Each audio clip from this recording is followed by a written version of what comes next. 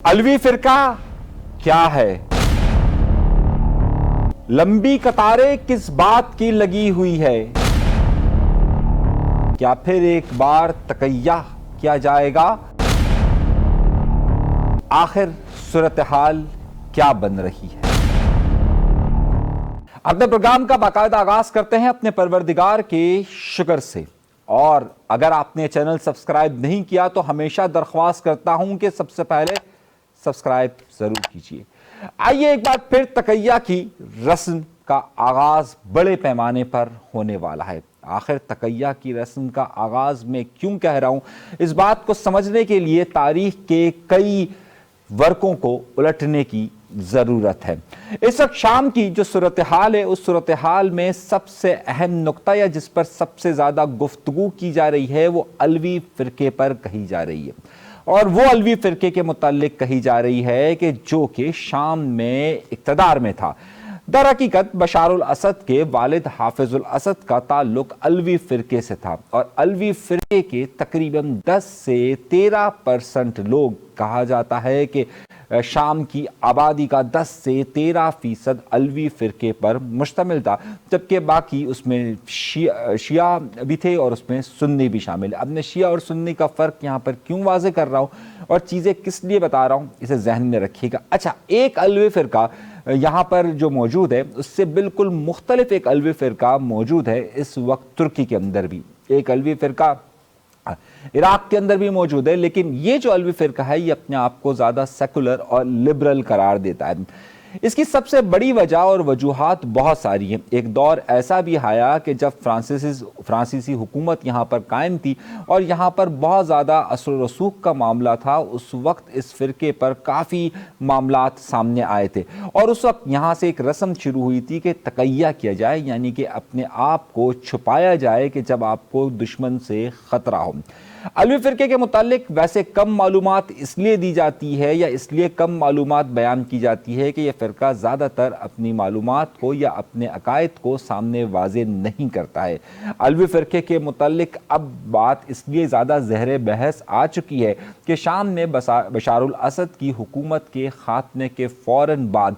अलवी जितने भी थे या उनकी एक बड़ी तादाद ने रुख किया है उन ममालिक का कि जहाँ पर इनकी सरहदें लगती हैं। अलवी फ़िरके का जो सबसे बड़ा मरकज़ करार दिया जाता है, जहाँ पर उसे बहुत बड़ी तादाद दी जाती है, वो हम्स है। जब अदलिब के बाद जो इस वक्त लश्कर या जिसे जंगजू करार दिया जा सकता है या वो इत्तेहाद के जिसने बशारुल असद के ख़िलाफ़ इल्म बगावत बुलंद किया था, जब वो अदलिब से निकलकर हल्ब की तरफ आए और हल्ब से जब उनका रास्ता दमश्क की तरफ था, तो सबसे ज़्यादा ताकत के साथ दमश्क में जो बकाया फ़ौज मौजूद थी जो और एयरफोर्स मौजूद थी, उन्होंने हर मुमकिन कोशिश की कि हम्स के कंट्रोल को संभाला जा सके, लेकिन दर हकीकत हम्स को भी संभाला नहीं जा सका। और हम्स वो जगह है कि जहाँ पर अलवी फ़िरके की एक बहुत बड़ी तादाद मौजूद है। अलवी फ़िरके की इस तादाद ने फौरी तौर पर कतार की सूरत में यानी लाइनें बनाकर मुल्क छोड़ने का फ़ैसला किया। और इसका अहम नुक्ता यह है कि बशारुल असद के इक़्तिदार में आने के बाद फ़ौज के तमाम बड़े आला मनसब पर और उसके साथ साथ ब्यूरोक्रेसी के आला मनसब पर, यहाँ तक कि खारजा उमूर के आला मनसब पर जो एक बड़ी तादाद मौजूद थी वो अलवी फ़िरके की ही मौजूद थी। और आपके इल्म में होगा कि यूं तो इनके दौरे इक़्तिदार को करीबन कोई 54 बरस गुजर चुके और 1970 की दहाई में जो एक फ़ौजी इनकलाब की सूरत एक दी गई थी और जिसमें हाफिज असद ने जो है वो कब्ज़ा किया था, उसके बाद से ये कहा जा रहा था कि सुन्नी फ़िरके के ऊपर अलवी फ़िरके को लाया जा रहा है। अब दर हकीकत अलवी फ़िरका अपने आप को जो 2016 के इनके डॉक्यूमेंट्स मौजूद हैं और जो दीगर चीज़ें मौजूद हैं जो हुकूमत को लिखी गई थी, उसमें ये बात वाज़ेह तौर पर कही गई थी कि अलवी फ़िरके के लोगों को शिया मसलक के साथ कनेक्ट ना किया जाए और उन्हें एक अलहदा हैसियत दी जाए। तुर्की में भी कई मकामात ऐसे हैं कि जहाँ पर इसी अलवी फ़िरके के लोग मौजूद हैं। दर हकीकत ये 12 इमाम पर तो अपना ईमान रखते हैं, लेकिन उसके साथ साथ फिर इनकी जो तबलीग और इनकी जो तरवीज का सिलसिला है वो मुख्तलिफ है। और ये इसी वजह से ये اگر آپ ان کے عقائد میں دیکھیے تو زرتش مذہب کا جو تہوار نئے سال کا ہوتا ہے اسے بھی یہ سیلیبریٹ کرتے ہیں، اس کے ساتھ ساتھ یہ کرسمس جیسی چیزوں کو بھی سیلیبریٹ کرتے ہیں اور دیگر تہواروں کو بھی سیلیبریٹ کرتے ہوئے نظر آتے ہیں۔ یہ جو کہتے ہیں ان کے مطابق قرآن ہی ان کا واحد راستہ ہے جو علوی فرقے کے لوگ کہتے ہیں، اور علوی کا لفظ در حقیقت حضرت علی کے ماننے سے عکس کیا جاتا ہے۔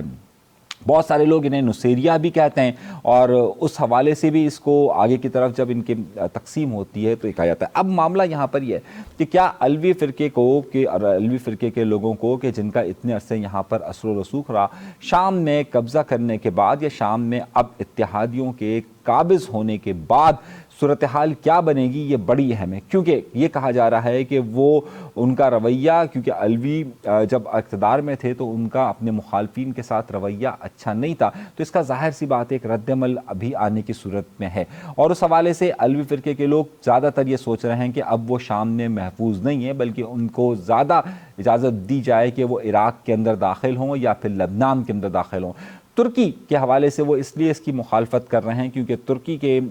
جو اس وقت اتحادی افواج ہیں اس پہ ترکی کا بڑا اثر و رسوخ ہے، اور ترکی کے حوالے سے اس کی پورا ہم ایک اور ویلاگ کر رہے ہیں کہ ترکی کا اصل سارے اس جو یہ پورا التحریر الشام کا جو مارکا چل رہا ہے اس کے اندر ترکی کا کیا کردار ہے، اسے ہم اپنے اگلے کسی پروگرام میں آپ کو تفصیل کے ساتھ بتائیں گے۔ لیکن ترکی بھی جو ہے وہ ان علوی کو رکھنے کے لیے تیار نہیں، اور خاص طور پہ جو بشار الاسد کی فوج کا حصہ تھے انہیں تو بالکل بھی قابل قبول نہیں۔ خود بشار الاسد اس وقت روس کے اندر موجود ہے، لیکن باقی تمام لوگ جو اس وقت ہیں وہ کوشش یہ کر رہے ہیں کہ لبنان کے اندر داخل ہو جا سکے،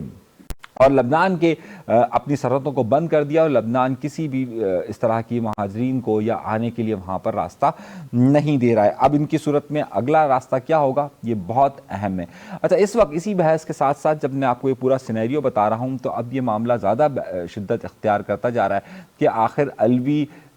جو ہے وہ پوری دنیا میں یہ بحث چل رہی کہ آخر علویوں کا مذہب کیا تھا اور وہ کس طریقے کی عبادات کیا کرتے تھے۔ در حقیقت وہ قرآن کو ہی اپنی آخری کتاب مانا کرتے تھے، لیکن ان کو یہ کہا جاتا تھا کہ وہ حضرت علی کو ایک بڑا درجہ دیتے ہیں اور ان کے درجات بہت زیادہ اوپر کی طرف رکھتے ہیں اور انہیں ہی پہلا امام تصور کرتے ہیں۔ اس لیے بہت سارے لوگوں کا خیال یہ تھا کہ در حقیقت علوی تمام کے تمام شیعہ مسلک کے ساتھ کنیکٹ ہے، مگر شیعہ مسلک کے لوگ یہ کہتے ہیں کہ علوی ان کے ساتھ کنیکٹ نہیں ہے، بلکہ ان کی عبادات اور ان کے طور طریقوں میں بہت زیادہ فرق ہے، اور علوی بھی اپنے آپ کو اس سے علیحدہ رکھتے ہیں۔ اس ساری صورتحال کے بعد اب منظرنامہ بدلتا ہوا محسوس ہو رہا ہے، اور منظرنامہ بدلنے کے ساتھ ساتھ آگے کیا ہوگا؟ آپ کو یاد ہوگا کہ پچھلی بار جب آپ کو بہت اچھی طریقے سے یاد ہوگا جب شام اور عراق کے اندر داعش کا کنٹرول ہوا تھا تو اس زمانے میں جو شیعہ مسلک سے تعلق رکھتے ہوں یا چاہے وہ علوی ہوں یا پھر وہ چاہے یزیدی ہوں، ان کے لیے بہت زیادہ مشکلات کریٹ کی گئی تھی۔ لیکن اب جو موجودہ حکومت آئی ہے یا جو موجودہ حکومت اس وقت کنٹرول حاصل کر رہی ہے، ان کے ترجمانوں کا خیال یہ ہے کہ بلکہ وہ ترجمان یہ بیان دے رہے ہیں کہ ان کے ہوتے ہوئے وہ اقلیتوں کو اس طریقے سے نشانہ نہیں بنائیں گے جو ایک ماضی کی روایت رہی ہے۔ ان کا کہنا یہ ہے کہ وہ چاہے وہ علوی ہوں، چاہے یزیدی ہوں، چاہے وہ عیسائی ہوں یا پھر چاہے یہودی بھی کچھ وہاں پر آباد ہیں، چاہے وہ یہودی ہوں، ان کے ساتھ امتیازی سلوک نہیں برتا جائے گا۔ کیا ان کی یقین دہانیوں پر